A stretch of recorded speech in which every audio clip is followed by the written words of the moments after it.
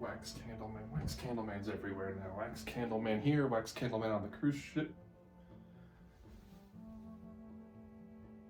Oh. So that's how they do it. No, it's not. Ah, what? What? No, it's not. What are you talking about? I heard what you just said. You think that's how they do the effect. That's not how they do the effect. Listen, I'm just trying to show off this Wax Candleman. I have no idea what you're talking about. The illusion that makes the figures and animatronics in the Great Hall scene look transparent and see-through and kind of spooky, they don't do it with a mirror. Okay, wise guy, if you know everything, how do they do it then? Huh? Yeah. They do it with Pepper's Ghost, but you could probably go back and watch a couple of my videos because I talk about it. It's in the past. Oh yeah, you've talked about a couple of the effects here and there. Whoop-de-doo, you talked about some of them? Yeah, I've talked about some of the effects that they do in the Haunted Mansion, here and there. Well, you said you've talked about some of the effects. Why not talk about all of them? Every single one. That's not a bad idea, but do you know how long that would take? The video would be an hour plus long. No one would sit around to watch that video, would they? I don't know, I would. Seems like a good way to burn an hour plus. All right, well, I guess we gotta get started. Whoa, we? Yes, we were the one who started this. Come on, come over here, come sit with me. We need to talk about Disneyland first, okay? That's the first one we need to talk about. All right, so if we're starting with Disneyland first, I think we should talk about, open the video with nearly 55 years ago, these doors creaked open for the very first time, or something like that. Something to get the people going, get them ready for the video. Creaked open? No, I'm not gonna say that. This is my channel, I get to choose how these videos are made. All right, here we go.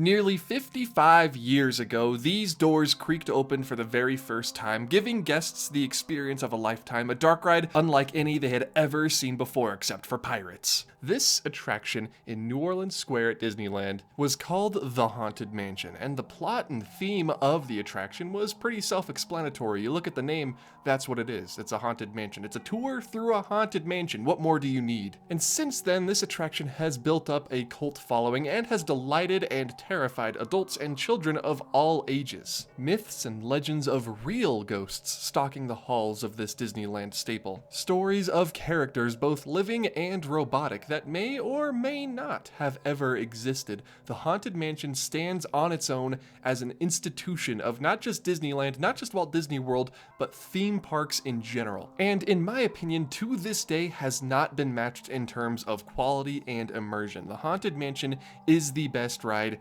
ever built. But today I thought it important to step away for a second from the myths and the legends and the stories behind the Haunted Mansion to examine the very real aspect of the attraction. Because, spoiler alert for the rest of the video, cover your ears now if you don't want to know, the Haunted Mansion ghosts, the 999 happy haunts that roam its halls, aren't actually ghosts. No, they're special effects, they're figurines, they're projections, they're animatronics. And we've talked ad nauseum in the past in the history of this channel about almost each and every single one of these ghosts. But what we've only briefly touched upon in the history of this channel are the special effects, the technology behind these ghosts, these coffins, these tombstones, and yes, even these singing busts. Because sometimes the average guest will go through the Grand Hall scene and talk about holograms when they are not holograms at all. One may see the head of the Hatbox Ghost disappear from between his shoulders and reappear in the hatbox in his hand and wonder how Disney managed to pull it off. Well, my friends, buckle in, strap into your doom buggies, because I will be going through the entirety of the Haunted Mansion at both Disneyland and Walt Disney World and discussing in depth each and every one of the special effects, illusions, and mind games Disney plays with you throughout the house. And believe me, this may take a while because no matter where you look within the mansion, be that inside or outside, it is jam-packed full of illusions and things to mislead your brain into thinking you are going through a real haunted house, mansion. So my friends, turn out the lights, light a candle or two, and call in the spirits wherever they're at, because today we are going to be going through each and every single one of the illusions within the Haunted Mansion.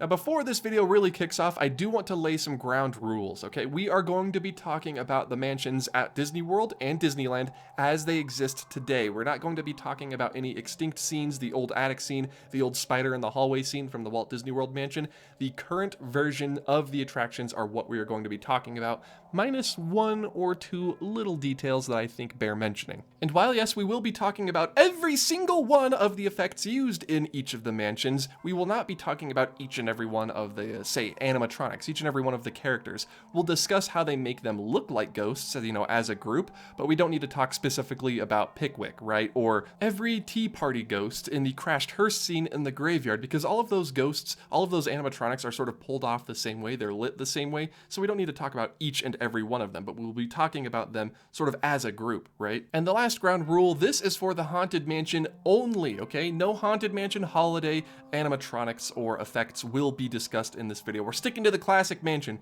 considering we were not going to be able to ride it this year at Disneyland, allegedly. Now, don't get me wrong, this isn't a dig at Haunted Mansion Holiday or anything. I don't hate Haunted Mansion Holiday, although you're pushing it.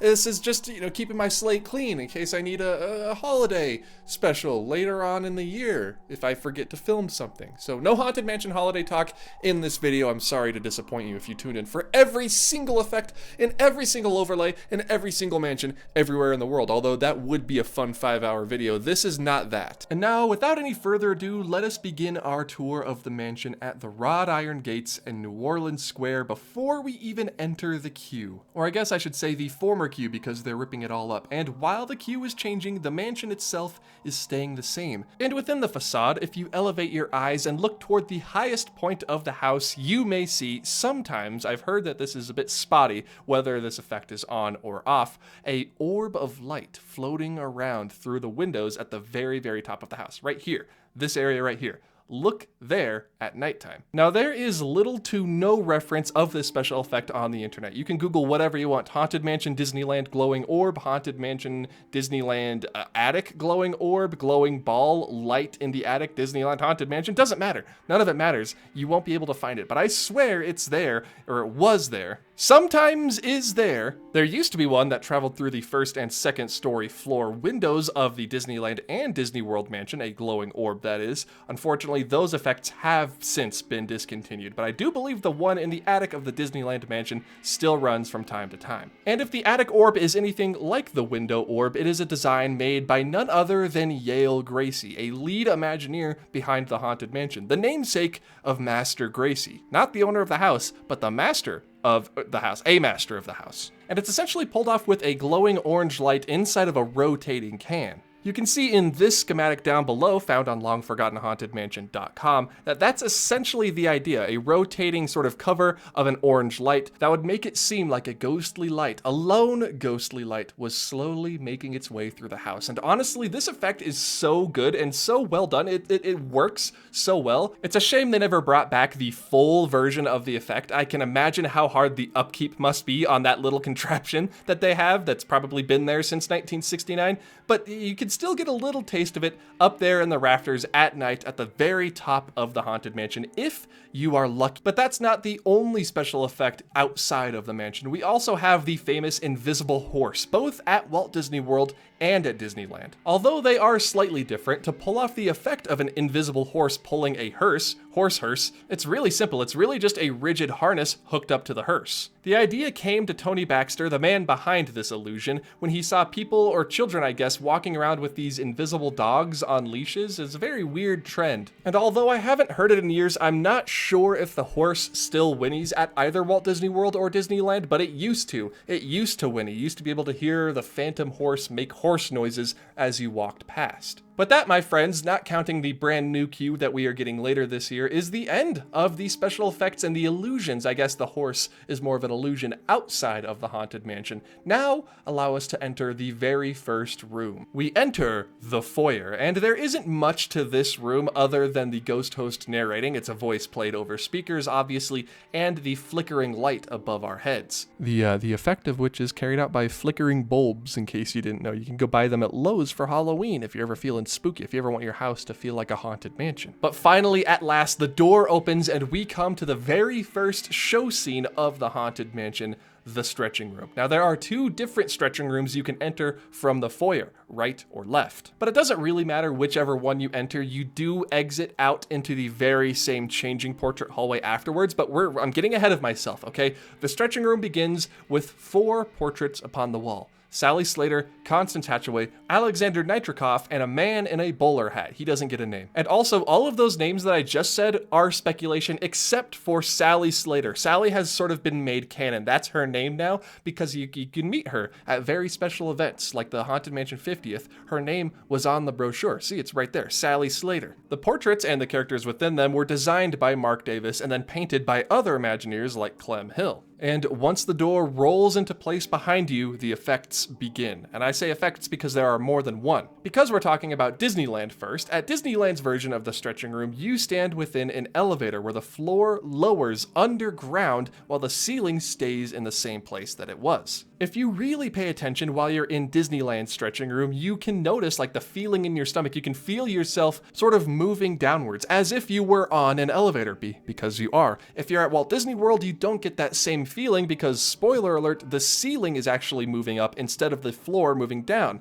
Because in Florida, if you move downward, you will either enter the utilidors or swamp water. The actual wood panel part that surrounds you as you go down in the stretching room is the elevator portion of the mechanism, while the walls stay in place and the portraits slowly get revealed, almost like unfurling as you move downward. If you look closely at the actual print part of the stretching portrait, you can see it sort of moving out like almost like an escalator, if that's a way of saying it, like a scroll unfurling as the elevator mechanism moves downward, eventually revealing the entirety of the portrait. Sally Slater is above an alligator on a tightrope that's about to break. Constance Hatchaway obviously has killed one of her husbands, George Hightower. The quicksand men are falling into quicksand, and Alexander Nitrikoff is standing atop a barrel of TNT, about to meet his grisly and probably extremely gory fate. But that's not all, because as the ghost host tells you that you could always escape the stretching room his way, the lights go out, lightning flashes, and you can see into the rafters the ghost host hanging above you. Probably, if you were to ask my opinion, the most viscerally real part of the attraction. Why is the ghost host hanging up there? Did he kill himself? Did someone kill him? Was he lured into it? I know there's a bunch of different theories as to why. The movies offer different theories, but in my head, the ghost host just couldn't handle hosting all those ghosts. It got to him one day and he decided to end it all up there behind the behind the rafters. Haven't told you about the scrim yet. I have to remember we're doing this in chronological order, in a ride-through order, so don't just ignore everything I said about the scrim. Just said scrim again. Now, the effect of the ceiling turning transparent to reveal the ghost host is done with scrim, and believe me, we are going to talk a lot about scrim in this video. Scrim is a very special piece of material. It's a woven piece of fabric, really, and has a lot of applications in theater and stage shows, but also, of course, in theme parks, because if you light scrim from one direction, you will not be able to, for lack of a better term, see through it until it is lit from behind. When the lights behind the scrim turn on, it effectively renders the scrim nearly transparent. You can of course still see sort of the faint outlines of the ceiling that was there before, but because lights are shining on the scrim from the correct direction, you can essentially see through it and see the ghost host swaying in the breeze. And it's actually funny, if you ever get the chance to ride the stretching room up at Disneyland, the reverse stretching room, you can see that the top scrim sort of puffs up almost like a parachute because of the compression of air. As the elevator moves back up, the air compresses and the scrim puffs up. It's actually pretty funny. Like I said, there are more uses for it, of course, but those aren't until later into the attraction. So if you're yelling at me about the fog, hold on. Once the ghost host has shown us his way out, the doors finally open and we can exit into the changing portrait hallway. And if you enter the Haunted Mansion at 2 p.m., let's say, you will now find that it is changed to nighttime because those windows on your left-hand side aren't real windows. It's sort of like the Tiki Room or Trader Sam's. They are sets disguised as windows to make it look like you are walking through a dingy old haunted house mansion at nighttime during a thunderstorm. I'm not going to talk about the lightning for every scene that it's in, but I will talk about it for this scene because it's throughout the entirety of the mansion. But there are bright lights outside the windows that flash in time with the thunder sound effects to give the effect that it is actually real lightning. It's not though, it's all pretend. But what's really interesting is on the right-hand side, of course, the changing portraits, also designed by Mark Davis. This is the same effect that the scrim was in the stretching room, just on a much smaller scale. Except in this case, you have two layers of scrim. The first one, which is the regular normal stage, the Greek woman, the man on a horse, the regular pirate ship, and the second stage, which is the sort of spooky version, the Flying Dutchman, Medusa, and the Black Knight. And when the lightning flashes, in sync with the windows on your left-hand side, by the way, really good attention to detail there. When the light flashes, the spooky layer is illuminated by a white light that is behind it, making the regular phase of the portrait appear transparent, like the stretching room scrim, showing us the spooky version instead, only while the lightning flashes. It's a really, really cool effect. But when the lightning isn't flashing and the light behind the spooky scrim isn't on, it appears normal. And it just now occurs to me as I'm saying this that there are so many different versions of changing portraits within the Haunted Mansion. You have like the stretching portraits, the actual changing portraits, the portraits of Constance and her husbands in the attic, and they're all done differently. I think it's funny. There's different instances of the portraits and they're all done differently each time. And they're even done differently at Walt Disney World's version, but we're not there yet. Are pictures that change while you're not looking just the scariest thing people can think of when they think of things that scare them in old houses? No, mine are completely normal. I guess it would be scary if they suddenly changed without my knowledge behind me, but that would never happen because I am too hyper aware of everything that's behind me at all times. Anyway, we're talking about the abundance of changing portraits, right? All right, I think we're at a good stopping point. You mind if I light up here real quick? Yeah, I do mind. You can't do that in here. What are you thinking? Are you?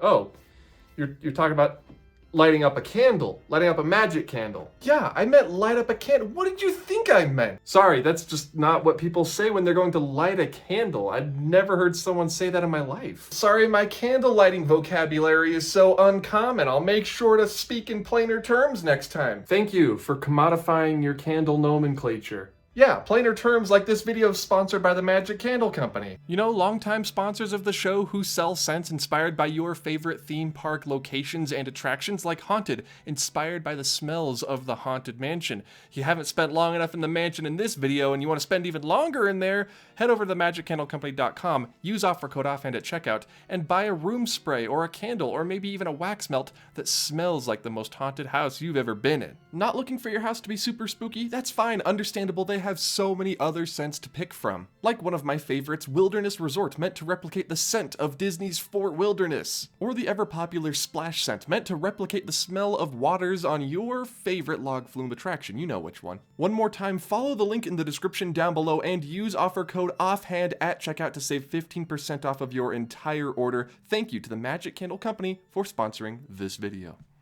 All right. As you were saying, yeah, you're right. It's something about like a pirate guy, like John the Foot, something. I don't know. Let's talk about the busts that follow you around no matter where you look. As you reach the end of the changing portrait hallway, you may notice two white marble busts, who seem to follow you as you walk past. Now, this is one of my favorite effects to talk about because it really hurts my brain when I look at it because I can see both the 3D marble bust and the negative impression. Spoiler alert, it's a negative impression. And not the kind of negative impression when someone meets you and they say, hey, I hate Offhand Disney's videos. Not that kind of negative impression. Picture like a Halloween mask, right? One of those 2D plastic Halloween masks. It sticks outward to contour to your face, which obviously sticks outward. It doesn't concave in.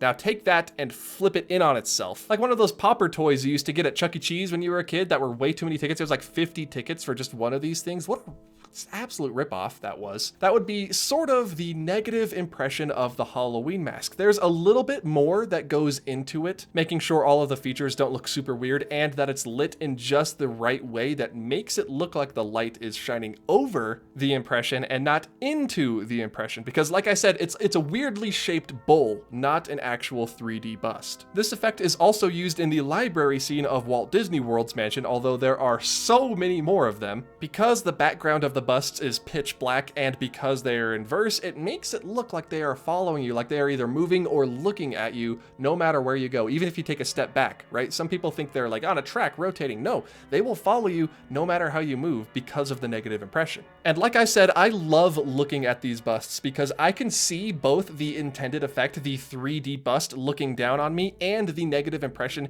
weirdly at the same time. It kind of breaks my brain. It's a lot of fun though. It's a great time. If you can see both of them at the same time, please let me know that I'm not alone in this. Now, before we board our Doom buggies, there are a couple more special effects to talk about, namely the floating orb in the door, which is a nice sort of callback to the original floating orb in the window that we talked about sort of first in this video, the April through December changing portrait, and the one-eyed cat. But before we talk about any of that, I want to talk about the Haunted Mansion cobwebs, because the cobwebs in this attraction are so prolific. They are absolutely everywhere, and they look so not convincing. They don't look like real cobwebs unless all the cobwebs you see are covered in copious amounts of dust, but it really does help sort of set the mood that you're in this old abandoned haunted mansion. It's such a convincing effect that is actually really simple to pull off. You know those hot glue sticks and hot glue guns that you use for arts and crafts? And I say you because I haven't used hot glue in years for some reason. I don't know, I guess I just moved past it. Haunted house effect sites sell these. You can just get them. They're literally hot glue guns with an air compressor attached, so that when the hot glue leaves the glue gun, the air sprays it almost like silly string onto chandeliers or whatever set pieces they want to cover in cobwebs. And if Disney lets them sit for long enough, because the AC system is so old, I actually don't know if it's because of the air ventilation, but they do end up getting dusty, which adds to the effect.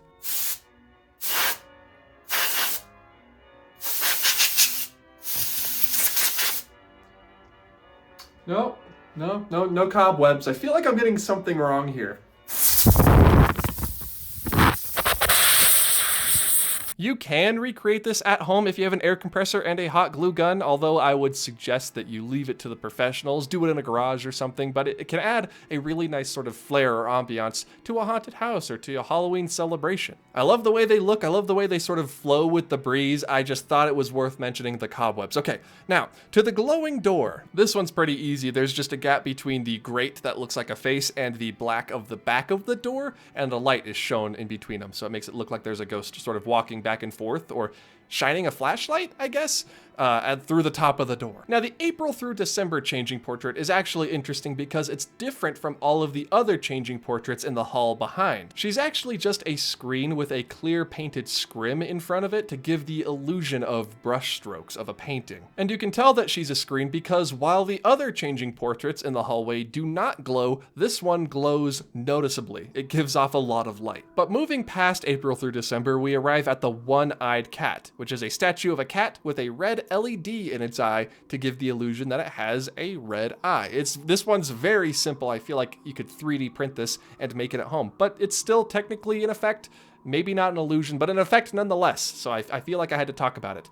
And now we can finally board our carriages into the boundless realm of the supernatural. Please remember to take your loved ones by the hand and, 3 max to the Doom buggy. I see some people try to fit 4 in there sometimes. That's a bit of a squeeze. Let's stick with 3 people per Doom buggy, all right? Let's just make it easier on the cast members. Unless like the 4th is a baby or something, or like a really small kid. I don't know the criteria here. I'm just making educated guesses. One effect that I never really, got is the black void behind you as you board your Doom buggy. You do see a light being projected onto it, a blue light sort of representing fog, but I still don't know what that void is supposed to be. Is it supposed to be viewing into the outside world, but it's so dark out there you can only see like fog reflected in the breeze? I don't know. For the Haunted Mansion 50th, they actually projected the logo for the 50th onto that wall. So I guess it's really just sort of a backdrop. They never really thought about it because at Walt Disney World, that doesn't exist. And at Disneyland Paris, it's a grand staircase. But at Disneyland,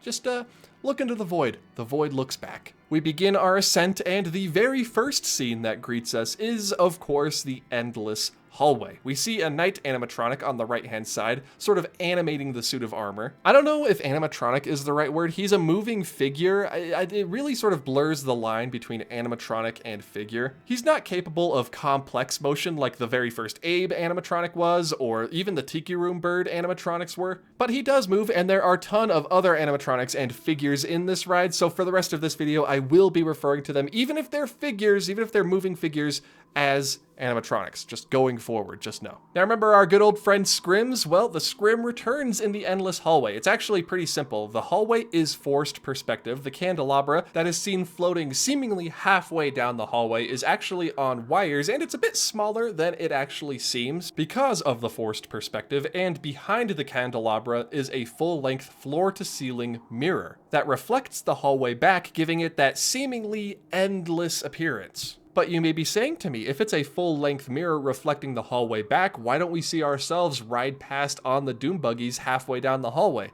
And that's because Scrim. It's because Scrim. Everything on this ride is because Scrim. I should put that on a shirt or something. To obscure our view of ourselves and the rest of the attraction, there is a black painted Scrim in front of the candelabra, which darkens the reflection of the corridor, giving it an even more eerie look and obscuring us from our own view. In layman's terms, the black Scrim makes the scene darker so we don't see ourselves. And a fun fact, actually, the back of the candelabra is painted black so that it doesn't reflect as much in the mirror, which I think is kind of funny. And while the chair isn't a special effect, he bears mentioning because he's amazing. Moving forward now, we arrive at the conservatory, one of my favorite scenes of the attraction, just through the use of lighting. It's very green and blue in this room. You can see a coffin being pried open by its inhabitant, surrounded by funeral wreaths and dead plants, long since forgotten and collecting dust. The coffin zombie, of course, is just an arm on a motor that pushes the lid of the coffin up and down. He will never get out because he's a robot, and that is what he was created to do. The candlestick on top of the coffin, of course, is bolted down so as to not, fall off. And the raven nearby is an animatronic, very similar to the ones in the Tiki Room, except this one is a lot darker, a lot edgier. You know what? No. Go ahead and add that to the list of things that Walt Disney was weirdly obsessed with, like trains and cities of the future. Why did every new attraction in the 1950s and 60s have to have some sort of animatronic bird in it? You have the Raven in the Haunted Mansion. Of course, you have the Enchanted Tiki Room in Adventureland, the Barker Parrot, and all the parrots in Pirates of the Caribbean. I mean, what's going on there? Walt, what is the obsession with birds? Do you like birds that much, or are the animatronics just easy to make? Because there are a ton of them in the Tiki Room. There's a couple of them in the Haunted Mansion too. Not as many in Pirates, but you get the gist, right? There's just a lot of birds for some reason. Birds and changing portraits. Could have sworn that was different. All the while, the conservatory behind the coffin occupant is just a bigger version of the windows from the changing portrait hallway, a set meant to look like you're looking outside. And this one is a bit more intricate. It's a bit more convincing. After this, though, we move to the corridor of doors, full of doors that are knocking upon themselves, and even one that's breathing. The knockers on the doors that move on their own are obviously motorized and electric. There's a door with hands trying to get out that is very much sort of a vertical version of the coffin occupant trying to escape. There's a door handle that moves on its own that is, yes, motorized as well. Is motorized the right word? They're electric, they're power, they're like little pistons, little moving parts. But my favorite door in this scene, and the door that probably stands out to most of the guests as they ride through this scene, is the breathing door. You see, the breathing door isn't actually carved out of wood, although it really does look like it is. It's more of an elastic material, maybe rubber, maybe not, maybe a similar material. But there is a mechanism behind this sort of elastic door that pushes outward and then retreats back inward to give it the effect that this door is breathing, or maybe not breathing, but it's definitely expanding outward. It works so well for me. We pass by the demon clock after this, which is another very simple effect. Obviously, the clock face only reads 13 and the hands go round and round, but every now and then a phantom hand will swipe in front of the clock, sort of giving the illusion that something is reaching out to grab us as we move past. If the ride is ever stopped or you're at the right angle and you can see for yourself, just turn around while you're in front of the demon clock and you can see that it's just a small black cutout of the hand shape that is also on a sort of clock style style mechanism going round and round and round in front of a light that is being projected onto the clock to give the illusion that a regular or bigger than life-sized hand is reaching out for us. I was lucky enough to get stopped on the Haunted Mansion for a very long time in front of the demon clock and got as much footage of it as I possibly could, although I do not think I filmed the actual effect itself. I should have. I didn't. I'm an idiot for not doing that. But now everyone, we've made it through the easy part of the video, okay? We've made it through the first half of the Haunted Mansion, but things are about to get kicked into high gear. Next, we move into Madame Leota's room, and then after that, of course, the spirits materialize because they have received our sympathetic vibrations, and the effects really kick into overtime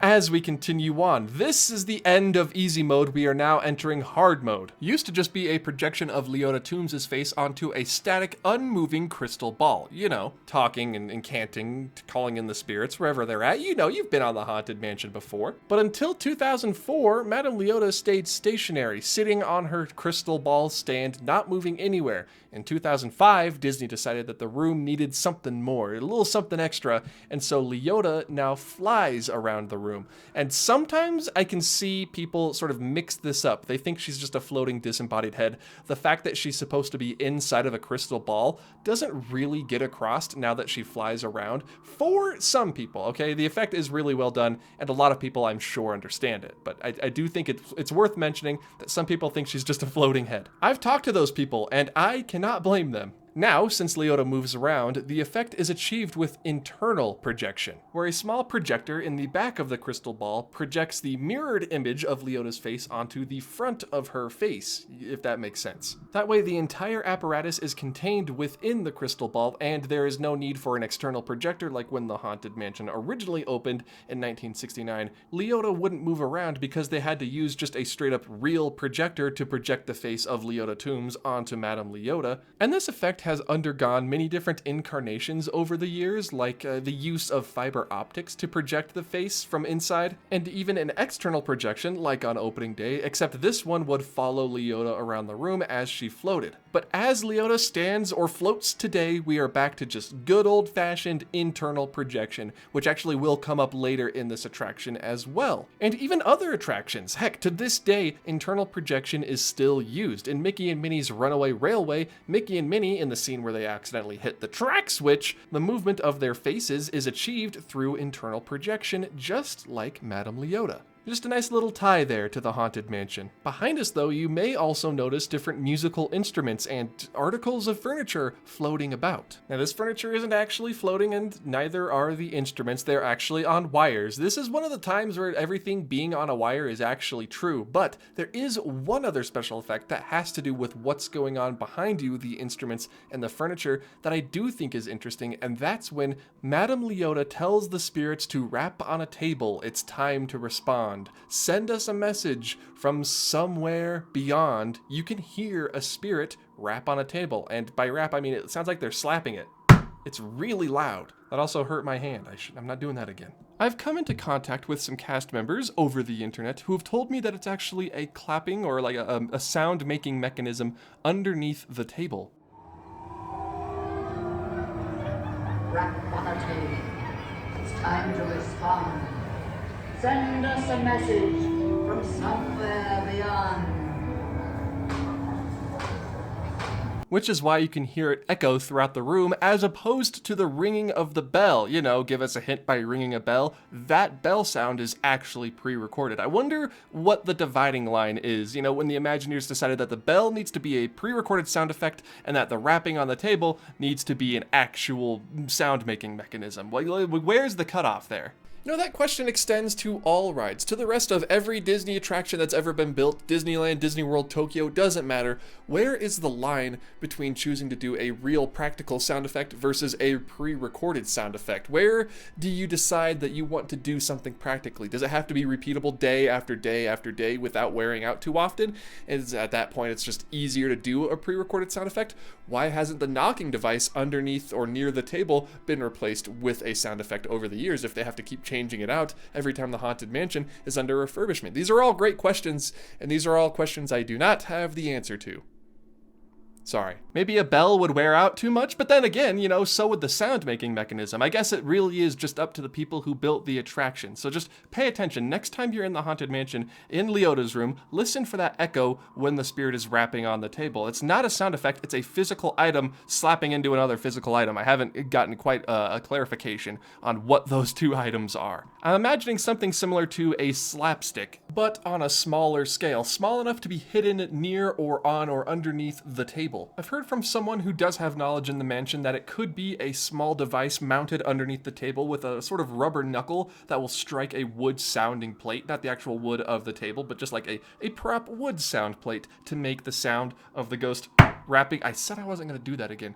Rapping on the table. So it's not a full-sized slapstick, which is just two pieces of wood banging against each other. It's an apparatus meant to sort of mimic the sound of a slapstick on demand over and over for the entire day. Now, as to where we can find it, I've heard from tour guides and cast members working in the mansion that it's underneath the table. I'm not sure if that means, you know, behind us on the ground underneath the table, or if it's actually mounted to the underside of the table. Again, I'm not sure about that. I'm assuming it's attached to the table floating around there somewhere. I just like this effect because it's a whole lot more convincing than the bell or any of the other sounds because it's done practically, and I really appreciate that. Now, before we move on to the rest of the attraction, I do want to talk about one other sort of overarching effect that Disney uses throughout the mansion and throughout Pirates and throughout most of their dark rides, actually, and that is the use of blacklights. Now, blacklights, it's all pretty common knowledge. You go to your local laser tag arena or even like a haunted house, there's blacklights everywhere. A blacklight or a UV light usually has some sort of violet filter over it to make the light that it's emitting not very bright, if that makes sense. They only really give off a dim sort of violet purple glow. Blacklights are really heavily used in the Fantasyland dark rides, especially like in Mr. Toad's Wild Ride. If you're ever riding an attraction and you notice that your painted fingernails or your shirt or your shoes are glowing a strange color, that's because the attraction is utilizing these blacklights. To make animatronics and set pieces, to an extent, appear the way that Disney wants them to, Imagineers will paint these props with fluorescent paint that, when a blacklight is shined on it, reflects almost like a glowing neon color. It makes these props that would otherwise be lost in the darkness without a light shining directly onto them stand out in the darkness. If you pay attention and look for these glowing animatronics or props, you can see them. The instruments in Madame Leota's room, the hitchhiking ghosts are even painted with this kind of paint to make them glow, to make them appear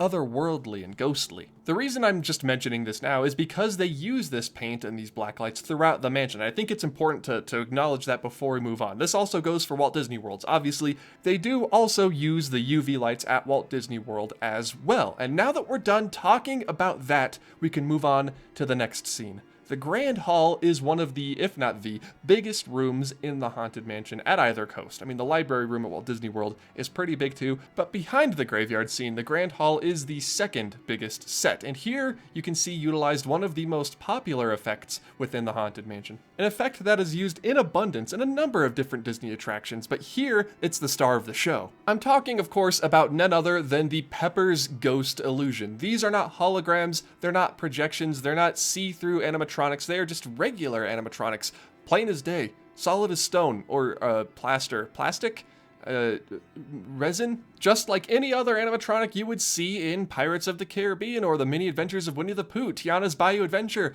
They are just regular animatronics. The effect comes into play when you add a pane of glass. Now, Pepper's Ghost is a old effect that way predates the Haunted Mansion, and it was used, again, in theatrical productions and parlor tricks. You know, parlor tricks that someone would play on you in the parlor to convince you that the house was haunted or that something was happening. Now, Pepper's Ghost, through the use of this pane of glass, gives the illusion that these ghosts are see-through, like sort of transparent. And it's so low-tech, it's so painfully low-tech that if you have a pane of glass and a shoebox, the effect is extremely easy to recreate in your own home. Now, you don't even need a shoebox. I was just joking before. I will be showing you a very quick and rudimentary way to do the Pepper's Ghost illusion from the comfort of your very own home. And all you need is a light source, something to project. Obviously, in this case, I'm using my little Hatbox Ghost here, and a clear sort of reflective material. Glass, not a mirror, it has to be glass.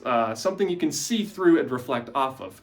This is a PC panel that I had just lying around. Now, for this effect to work, we do need one thing though. We need the lights to be off. It needs to be spooky in here. And now I'm spooked, I'm scared now. So all we're gonna do, this is the wall right here, sorry if it's so dark, is set up our little clear panel right here up against the wall. Again, like I told you, it's gonna be very rudimentary.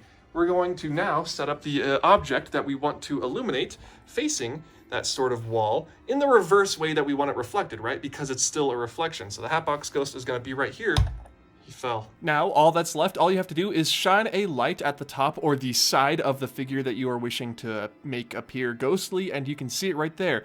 A reflection that appears transparent, almost ghostly. While this is a very rudimentary use of the effect, it's essentially the same thing that's used in the Grand Hall. It's just on a much bigger and fancier, cleaner scale. So when someone tells you that the ghosts in the Haunted Mansion are all just smoke and mirrors, you can correct them and say, no, it's not smoke. It's also not mirrors. It's not a mirror that's being used. It's just a pane of glass. And you can see the pane of glass especially well at Disneyland because the glass is broken in a place. Allegedly, some child years ago brought a pellet gun onto the attraction and shot the glass used in the effect, and it sort of caused a spiderweb shaped fracture, and instead of replacing the entire massive piece of glass that would probably have called for the entire roof of the Grand Hall scene to be removed so they could slide in a new piece, instead the Imagineers just put a rubber spider from the dollar store on the fracture and called it a day, and it honestly it kind of works for me, I'm not gonna lie. All of the translucent animatronics and figures that you see are actually underneath or above you. That's why you don't see any spirits at eye level, not right across from you,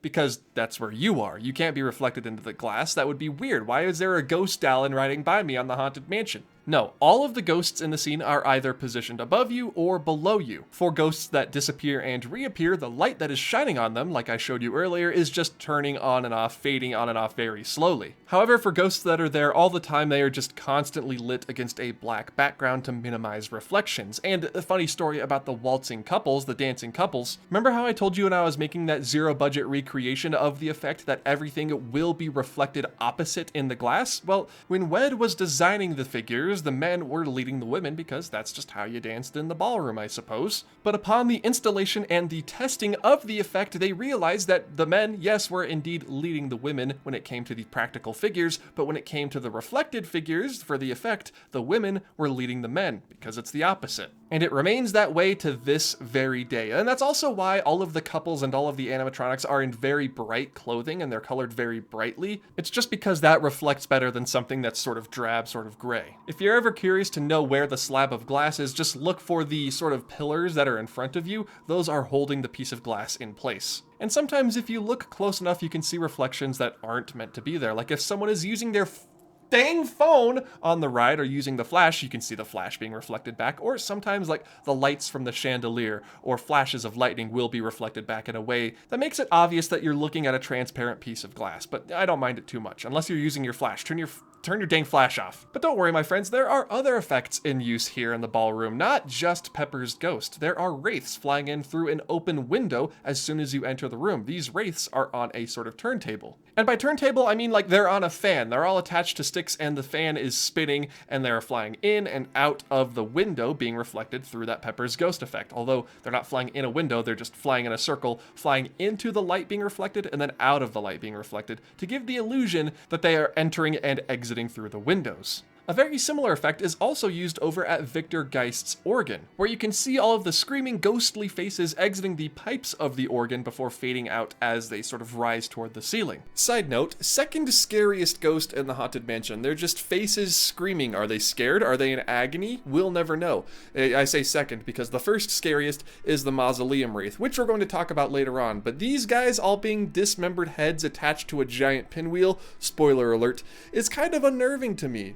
What are they screaming about? This is also sort of a massive slow-moving fan, although in this case I feel it's like more appropriate to compare it to a big pinwheel with all of the faces stuck to the ends of the pins. You have one light positioned in front of the organ shining onto the pinwheel, so it looks like they are emerging as they leave the pipes. But as the pinwheel turns, they leave the light being reflected in the piece of glass and seem to fade away as they rise toward the ceiling. This, I think, might be my favorite effect in the Grand Hall. It's just such a clever use of Pepper's ghost. It's not just shining a light on something or fading the light in and out to make it look like the birthday girl is disappearing. It's a mechanism moving with a light shining on it, with it being reflected in the glass at the same time. It's like two different effects in one, and I think it works really, really well. Now that was the Grand Hall. I think the best use of Pepper's Ghost anywhere in any Disney park or attraction ever. It's certainly the biggest use of Pepper's Ghost. You have the windows reflecting the lightning, like in the Changing Portrait hallway or in the conservatory, but for the most part, the set in front of you is completely still. What's adding that kinetic motion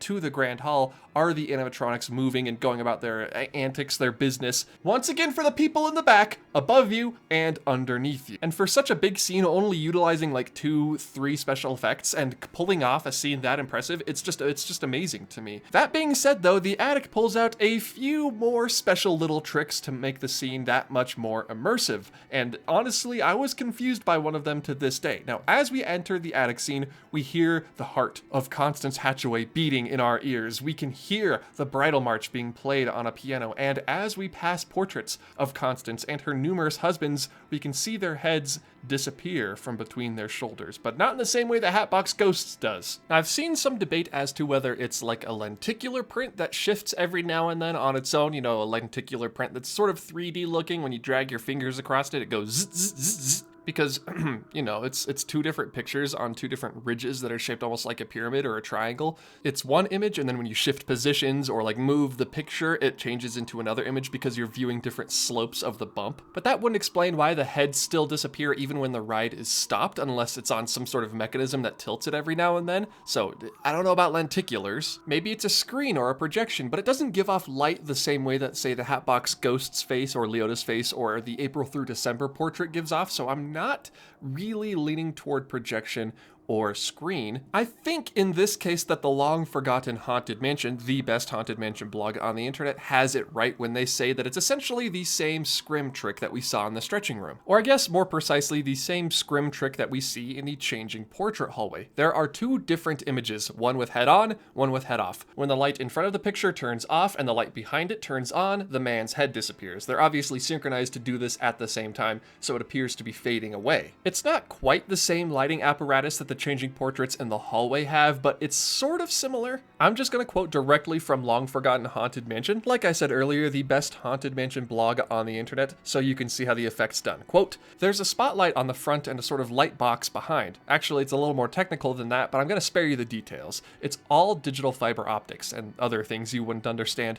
Anyway, when the light box is dark and the frontal spotlight is on, you see the front painting with the guy's head on. When the spotlight goes out and the light box in the back goes on, you see the headless version of it. That's because when the back one is lit up, you see it through the translucent front painting, which is now unlit and essentially invisible. It's the old scrim trick, not different in principle from the ceiling in the stretching room. And I think that puts it in sort of understandable terms. I'll link the whole blog post in the description down below. Long Forgotten Haunted Mansion is such a good blog to just read about if you want to know history or details, or even just how a lot of the effects are pulled off. It's even where I learned the Jean Lafitte theory, which I guess has since been confirmed all those years ago. Very long time ago, if you remember. Moving forward, we come to the man behind the music. That's right, not Victor Geist, and actually not the singing busts in the graveyard either, but the Haunted Mansion attic pianist. He doesn't have a name. I'm just going to call him the pianist. This effect is carried out through what else but a projection. That's why it looks like there's a spotlight shining on him. It's a projection projecting the outline of the ghost man onto the wall slash floor slash stool, while the piano in front of him has mechanical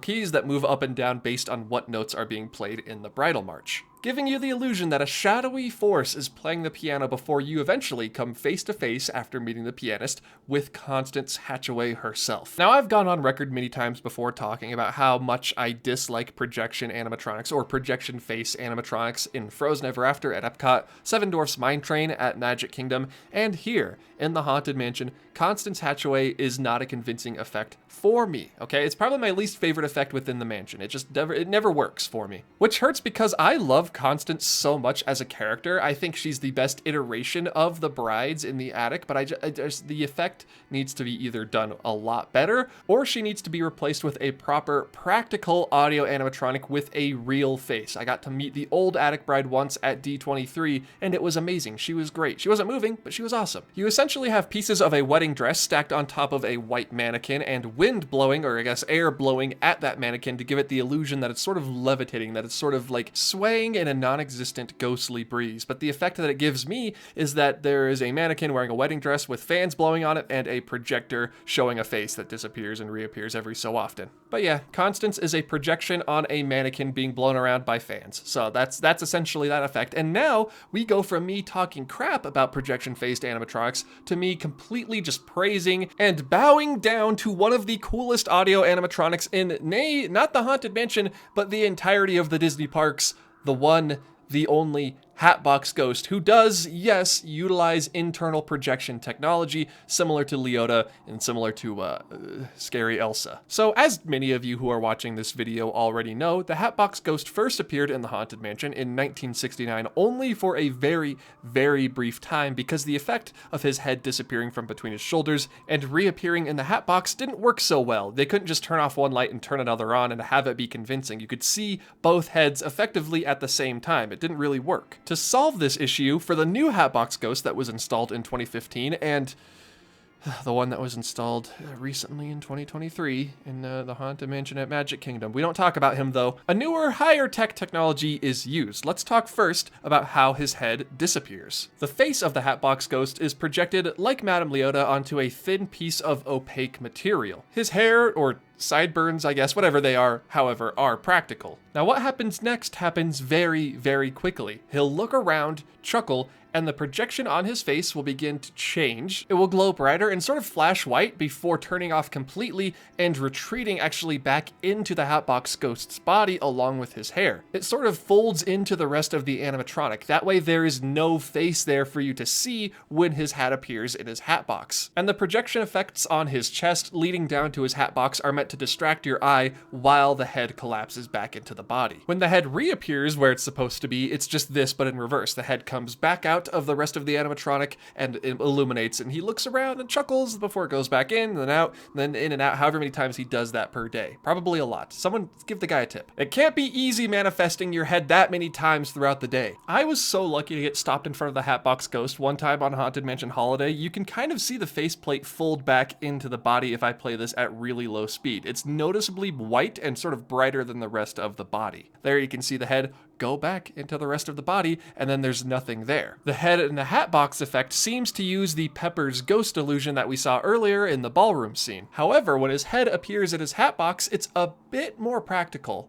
This time, instead of the glass reflecting an animatronic or a Hatbox Ghost statuette back at you, it's actually reflecting a projection. Because similarly to the light coming from my phone flashlight or from the stage lighting from the ballroom, projectors also give off light that is reflected in the glass of the Hatbox and shown to us as a 3D image of a head appearing within the box. So it's weird, you know, at the same time it's both more technologically advanced and less technologically advanced than the head between his shoulders. To make it easier, in this instance my phone is the object being reflected back at us, not the physical Hatbox Ghost statue from earlier. I gotta turn off the lights. If I shine my phone at a reflective piece of material, this pane of glass from earlier, for example, you can find, if I can find it on my lens, right there, a sort of Pepper's ghost illusion of a Leota face. There's two of them here because I'm sort of at an angle, but the idea is the same. She's floating around. Woo, scary Leota. And I think the Hatbox Ghost at Disneyland is such a good blend of old effects and new effects coming together to make an amazing animatronic. The one at Disney World, though, we don't talk about, even though it's basically the same. After that, though, we lean back, we go backward in our doom buggies, we fall from the attic into the graveyard scene. Now, this scene is full of animatronics. It's full of effects, too. Effects like ghosts being projected onto a scrim on your left-hand side to give the illusion that they are flying up from their graves and into the sky. It's actually not quite too dissimilar from the projectors that people put, you know, in their yards for Halloween with the ghosts flying around their house, using projectors that they stick into their lawn. It's just that with a scrim instead to make it look like they're floating through midair instead of floating on the surface of your house. Look, everyone, I'm an Imagineer from the 1960s. That's as easy as it gets. All I need is a scrim and I am well on my way to becoming an official member of WED. I'm doing it a bit of a disservice here, but it's essentially that same idea. And it's actually kind of convincing, you know? It's a little higher res than the one they have at Disney, so not too bad. Not too bad. I just need that scrim. Where can I find a scrim? Yes, I tore open the box of Halloween decorations to find this, just for this bit. Might actually keep it going. It kind of adds some ambiance. You have small LEDs placed in the ceiling at various points to simulate starlight because you are now outside, and after you pass by for the second to last time the audio animatronic crow, the groundskeeper, and his little puppy who needs to be fed a treat, seriously, look at that poor guy, we enter the graveyard scene. And boy, does this graveyard scene have so much to talk about. Let's talk about the Phantom 5. Let's talk about them first. Now, the Phantom 5, along with most of the animatronics in the graveyard scene, aren't painted blue. They have blue lights shining on them, sure, when the lights are out, but their clothing is actually sheer. It's like a white, sort of opaque material. So that when the blue light is shining on them when the lights are off and you can see the intended effect, they appear to be glowing blue. Based on this picture here, you can sort of locate where the lights are. There's a light in the coffin right here shining on the flute player, the flautist, behind this tombstone right here, and behind the coffin that he's sitting in. Their faces, however, are painted with that fluorescent paint we talked about earlier, so they will glow blue underneath the black light. The same goes for the Hellhound, the skeletal dog we pass after meeting the Phantom 5. And then, of course, afterwards we turn to face the singing busts. But unlike the Hatbox Ghost or Madame Leota or Scary Elsa, the singing busts, I believe, do not utilize internal projection, but instead are still the external projectors. The projectors are sort of down below us and in front of us, projecting faces of, say, Thurl Ravenscroft and the rest of the singers onto the busts. This might be a difference just with external versus internal projection, but when I look at the singing busts and then look away and then look back at them really quickly, you can sort of see the red, green, and blue sort of trail of the projector following your eye around, if that makes sense. It's a pretty straightforward effect nowadays. Obviously, they'd be using a projection, but back in the day, I feel like it was pretty high tech when it opened in 1969. The rest of the ghosts in the graveyard are done very similarly to the Phantom 5. Their clothing is sheer and there are lights shined within and on them to make them look like they're glowing blue. We do, however, get more wraiths in the graveyard, and the effect is the exact same as to when we saw them in the ballroom flying in and out of the window, except there is no Pepper's ghost here. These are just the figures that you see, and they're on bikes, so they're a bit more athletic. It's the pinwheel with sticks with the ghosts on bikes attached to the end of it, except they aren't a reflection in this case. Can't see through these wraiths! However, throughout our journey through the graveyard, you may have been jump scared a couple times by these little fellas, these rascals. These are the pop-up ghosts. Now, you have two different kinds of pop-up ghosts. Ones that are attached to wires. A blast of air will launch them upwards, the wires will stop them, and you'll be jump scared as you ride past on your doom buggy. Another version, the second version, which is essentially a head mold, some hair, and a shirt on a stick that will be timed to pop up at certain intervals and then slowly retract back down behind the tombstone or coffin or whatever it was hiding behind. This version has no wires to guide it. It's essentially a decorated pole that shoots up and then retreats back down. Pretty simple. And I will admit, sometimes very effective. I won't lie, there's been a couple of times I've been on the Haunted Mansion late at night, nearly by myself, filming, doing my thing, and a pop-up ghost will do its thing and pop up and scare the living daylights out of me for a second before I realize, dang, they got me. They got me good. It's here in the graveyard that you'll also find the moving tombstones and the tomb, or I guess mausoleum, that's about to burst open. These are accomplished in the same way that the doors from the corridor are, just attached to moving apparatuses, the hinges in the case of the mausoleum, and in the case of the tombstones, just moving mechanical parts that make them wobble back and forth or go up and down. There is, however, one more wraith that I want to talk about. This one is not a figure, though. He's not flying through windows. He's not riding a bike. This wraith is standing in a mausoleum, leering at you menacingly. However, though he is menacing, he's not super scary once you learn that he's just painted onto a piece of cloth with the UV paint, so he gives off an unearthly glow, and a fan is blown onto that piece of cloth to make it look like it's like rippling or sort of flying around, floating in midair, so to say. One of the most underappreciated ghosts in the Haunted Mansion, I have to say, and I'm glad last year he got his very own Haunted Mansion holiday gingerbread house. His name was revealed to be Von Ginger, although I do not think that these two wraiths are the same guy. However, it is the same type of wraith. Obviously, it is an homage to this wraith in the mausoleum. The opera singers, the Black Knight, the convict, they're all done in the same way that the other graveyard ghosts are done, and the special effect of the ghost or zombie bricking himself up into the mausoleum is just an arm on a hinge, moving back and forth. Maybe it looks like he's placing some mortar down, maybe a brick or two. He's just tired of the noise. He just wants to sleep. Let him rest. let him. Although I guess if you want to rest peacefully, you do not go to the Haunted Mansion. Go somewhere else. Go somewhere quiet. I've taken a picture with 2/3 of the hitchhiking ghosts before, and as much as I'd like to say they're unique, it's the same as the other graveyard ghosts. They are tinted a bit more blue than the rest of the graveyard ghosts. However, it is the same sort of sheer, almost clothing. They're painted faces. You know, I never did learn where Ezra was while I was taking that picture. I took that picture as part of the Happiest Haunts tour at Disneyland back in, like, I think 2017 or 2018. It was a while ago, and you got to take a photo with the actual figures for Phineas and Gus, but Ezra, for some reason, was missing. Did they, like, use his base to build Oogie Boogie on top of? Is it just sort of something they plop on top of Ezra? Was he just not working? Was he not feeling like it that day? I have no idea. And yes, I did keep the ghosts up. I think they add something, okay? I think they add something. They have their painted faces. However, before we move on to seeing the hitchhiking ghosts a second time before they follow us home, I want to talk about another effect that is in use here and in the graveyard, and that's another piece of scrim. This scrim runs from the floor to the ceiling and gives the illusion of it being a little bit foggy outside, the way that lights are sort of reflected with a little halo around them. There aren't any fog machines being used. It isn't water-based fog. It's just scrim diffusing the light as it reaches your eye. The scrim is used on both sides of the track throughout the graveyard and makes the details a little less apparent. It blurs the ghosts a tiny bit and, like I said, makes it foggy, further adding to the ghostly illusion that, yes, these are real spirits and you are outside at night. And to pull off the exact same effect, there is a scrim in front of the hitchhiking ghosts. However, the scrim effect is a bit more apparent at Walt Disney World's version because there's a little light to Phineas's right-hand side shining on a portrait of the true killer from the interactive queue outside,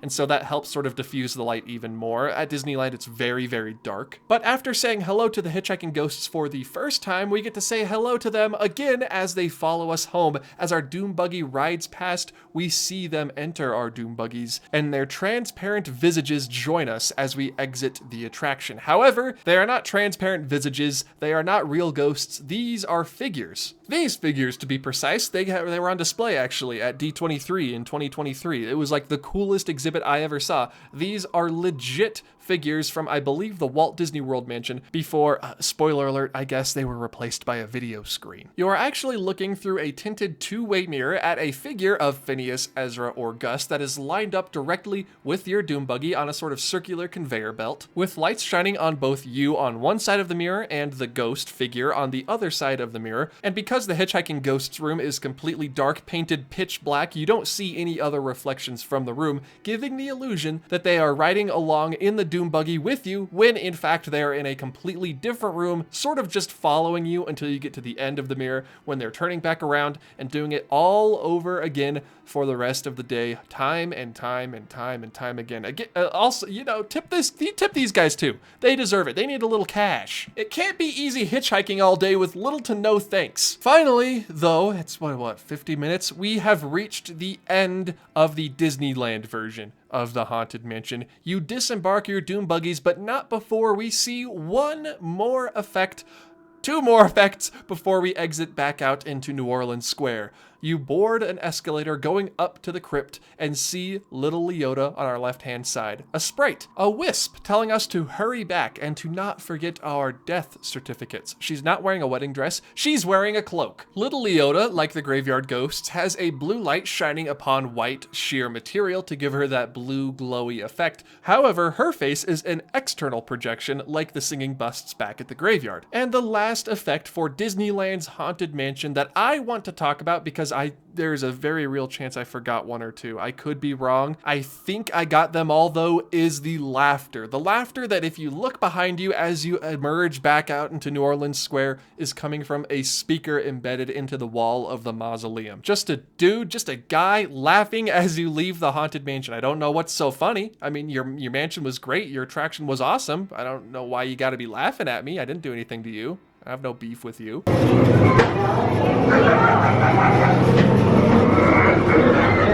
But that's enough of the West Coast, right? That's enough of Anaheim. I feel like we've talked so long about what's in Anaheim's mansion. How's Anaheim doing? What's Disneyland up to?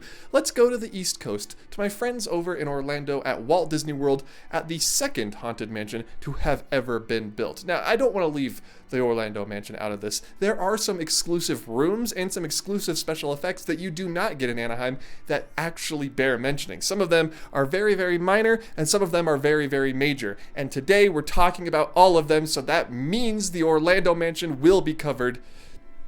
Dang it. Kick the ghosts over.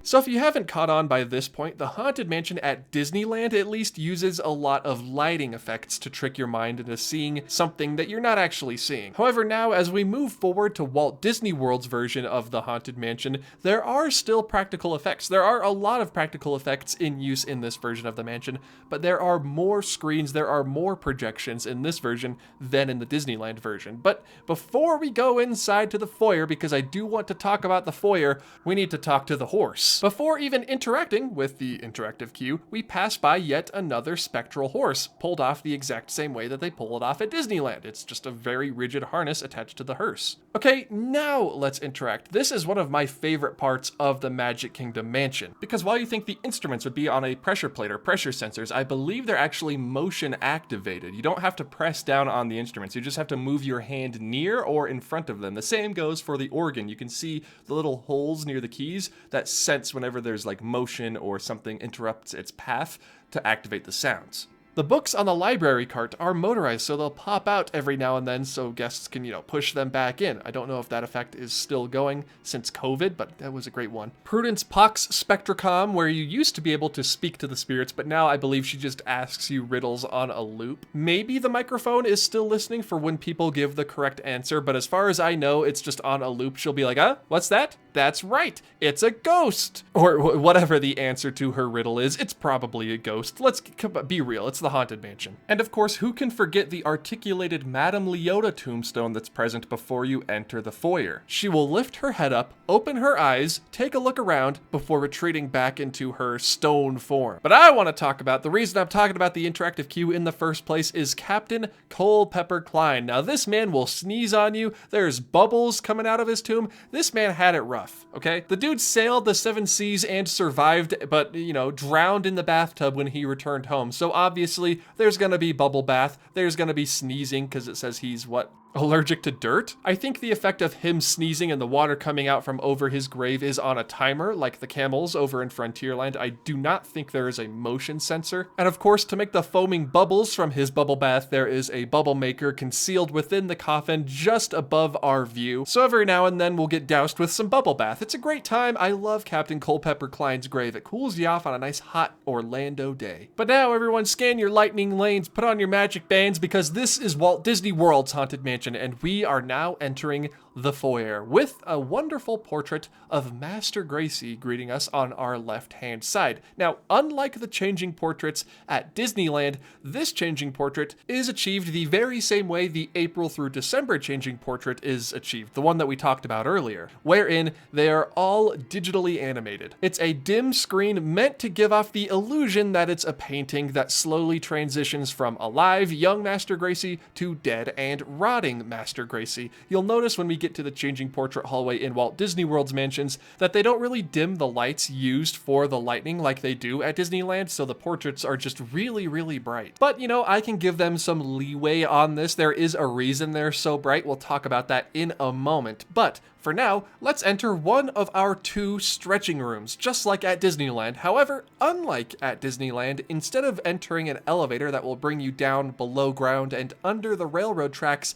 at Walt Disney World, instead of the floor moving downward, the ceiling will move upward. For the most part, the stretching room is exactly the same, just in reverse. Instead of stretching downward, it stretches upward. I will say, however, Walt Disney World's version utilizes 360-degree surround sound to make it sound like the ghost host is traveling through the room, as he's sort of circling his way above you as he speaks, as he gives the spiel. At Disneyland, that effect is not in use, and it just sounds like he's kind of talking to you through the speakers. Once the ceiling has reached its maximum height, the ghost host will tell you could always take his way out, and the same scrim effect used at Disneyland is utilized here. The only difference is the scream and the crash into the ground is just a bit shorter, I've noticed. It's also worth mentioning that when the doors open, the same 360-degree surround sound that gave the illusion of the ghost host flying around the room plays audio of the gargoyles speaking to you. If you're very, very quiet, you can hear them. And then some bats fly away, and then a cast member will tell you to hurry up and get out of the stretching room, which is, fair. You gotta keep that line moving. I get it. The doors behind you open and you enter the loading zone. I'm not sure what to call this area, so I'm gonna call it the loading zone. You do not exit out into the changing portrait hallway. However, there are portraits hung on the walls. These do not change. These are the Sinister 11. Unused concepts for changing portraits from the original mansion used here at the Magic Kingdom. Unlike at Disneyland, there aren't really any effects in this room. It's really just vibes only. The dark lighting, the sounds of the Haunted Mansion, the doom buggies going by, that's about all you get. You can enjoy the vibes all you want, by all means, but there are no portraits to change. There are no busts looking at you as you go by. There are no window sets. It's really just the room that you're in until you board your doom buggy. Then you pass through a little tiny, almost miniature scene where you see yet another unused changing portrait on your left-hand side, and at the top of the staircase, you will see a candelabra. If you remember the endless hallway scene, this candelabra is the exact same effect done there, except it's not meant to look like it's floating in the middle of an endless hallway. It's just meant to look like it's floating,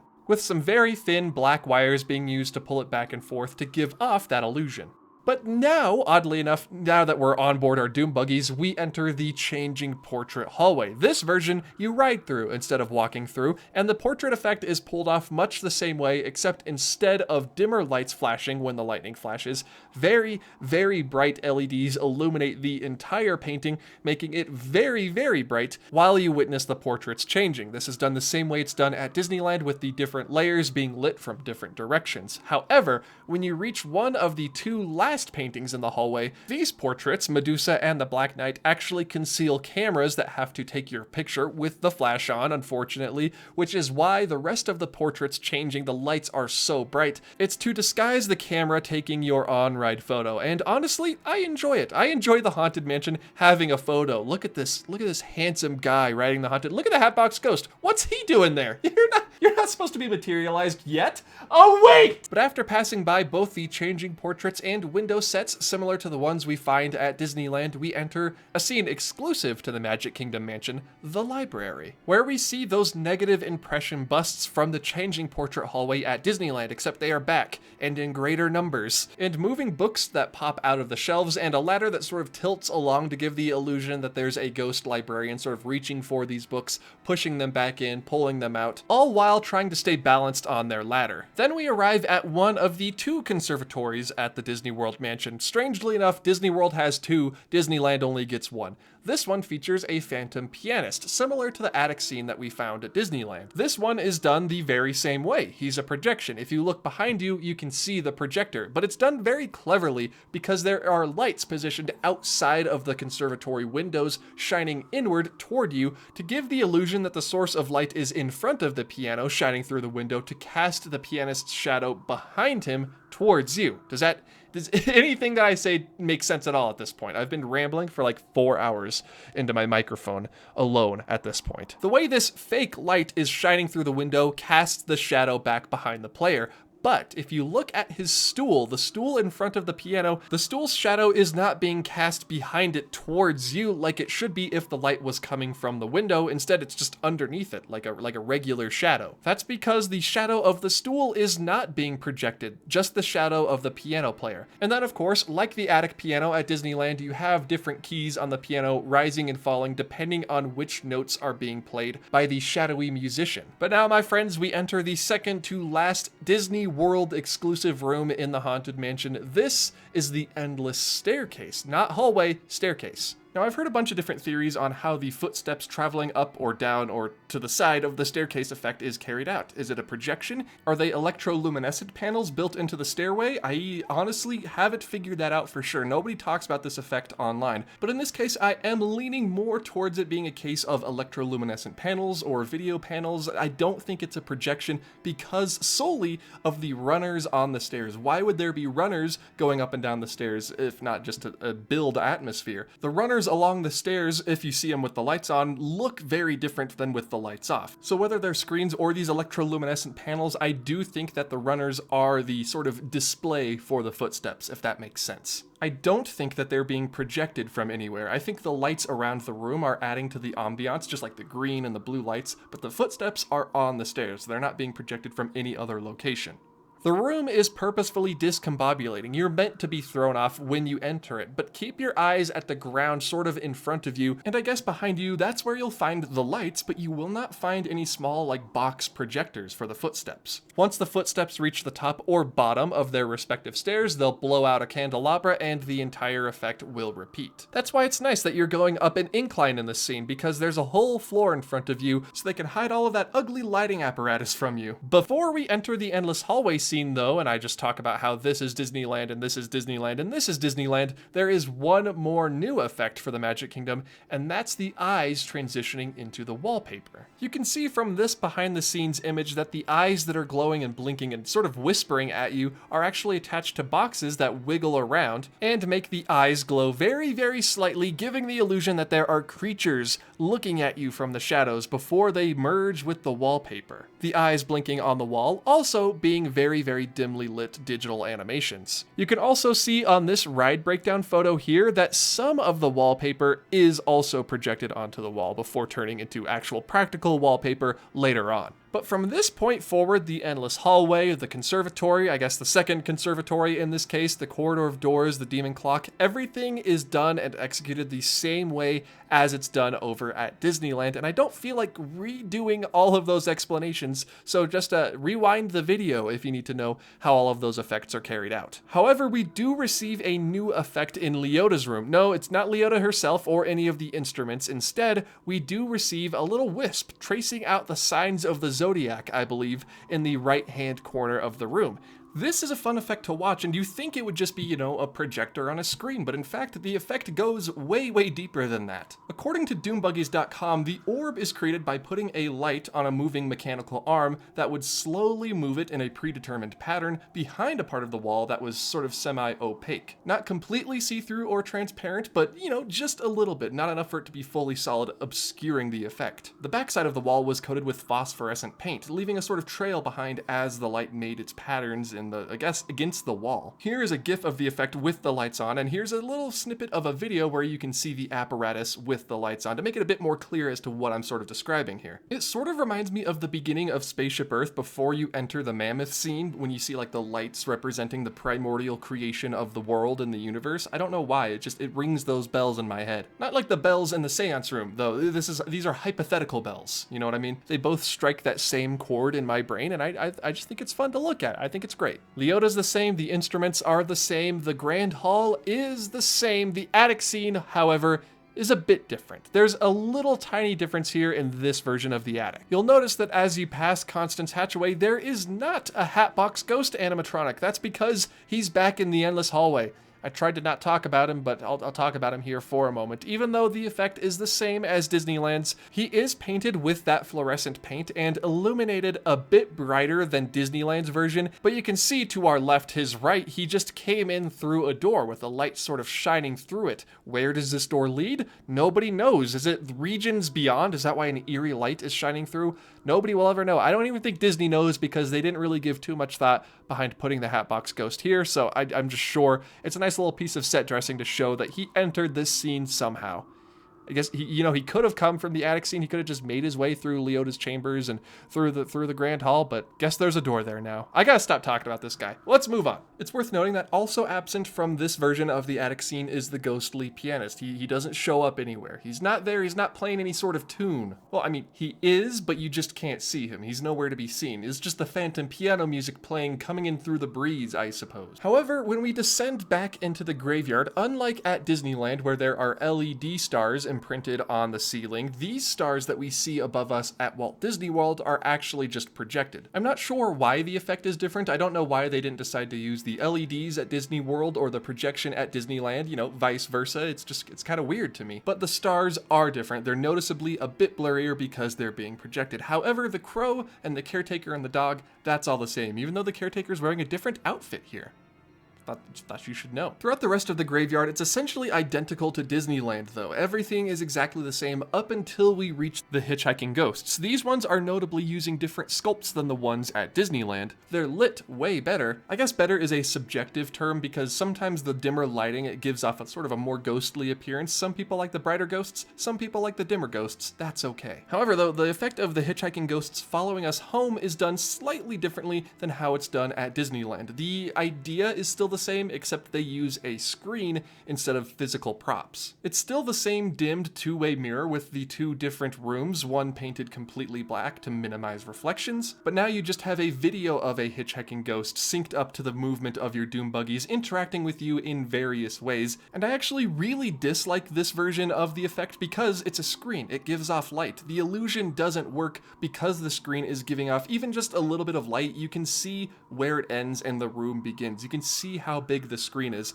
and it's not as convincing as the physical animatronics sitting in the doom buggy with you, or I guess across from you. I don't like it as much. But I suppose it is a way to save on labor costs. The hitchhiking ghosts don't have to follow people home all day going round and round in circles. Instead, it's pre-recorded. They just had to show up and film their quick scenes, and then they got out for the rest of the day. Maybe go get some lunch, ride Living with the Land, something fun. They got to do fun stuff. Meanwhile, at Disneyland, they're stuck in that room forever. We can only hope, because this version of the effect is so much better. A little fun effect that I think is worth noting though before we move on are the sconces. The sconces appear throughout the attraction in different spots, mostly here at the end though, and are meant to resemble the arms of a corpse reaching out and holding a torch to light your way. Here though, at the top of the sconce, they want to sort of give off a realistic fire effect, so at the very, very top of the torch that the arm is holding, you'll notice an orange light and a piece of fabric being blown up by a gust of air. It's the same sort of effect they use for the fire on Pirates of the Caribbean during the burning town scene, just on a much, much smaller scale here. They didn't have to do that,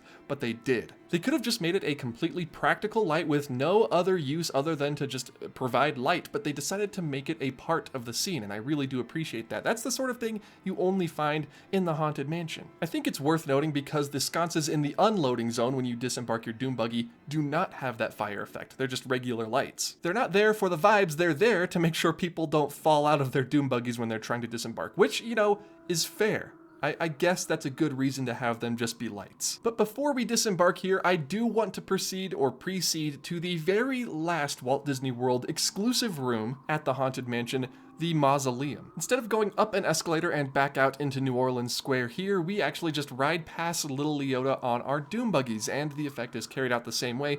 I did, however, want to mention the room. The room is different. And I know this isn't a pie in the sky, blue sky picture imagineering ideas video, but I do think it would be really cool if some of these mausoleums were sort of like drawers or on hinges or something and would slowly slide out a little bit before sliding back in. That's not an effect that exists. That's just an effect I would like to see. But as we disembark and exit the mansion, we hear those 5 singing busts from back at the graveyard singing very quietly, very softly through speakers, similar to the laugh that we hear when exiting out into New Orleans Square. So hurry back, we would like your company. And that, my friends, is the end of the Walt Disney World Mansion. I didn't go super in depth on the Florida version because, like I said, many of the effects are shared. But I get it. With more space to build in Florida comes longer track layouts, and that brings opportunities for new rooms and new effects. And sometimes new effects in rooms that exist at the Disneyland Mansion just thrown in there to differentiate the two, like the orb in the seance room. The Liberty Square Mansion also used to share that same sort of glowing orb effect that's at the top of the Disneyland Mansion, however that has since been discontinued. I think they should bring that back too. Now this was meant to be an all-encompassing list. I find different guides across the internet talking about effects within the mansion, but they hardly ever list them all, and sometimes the accounts vary. I wanted to make this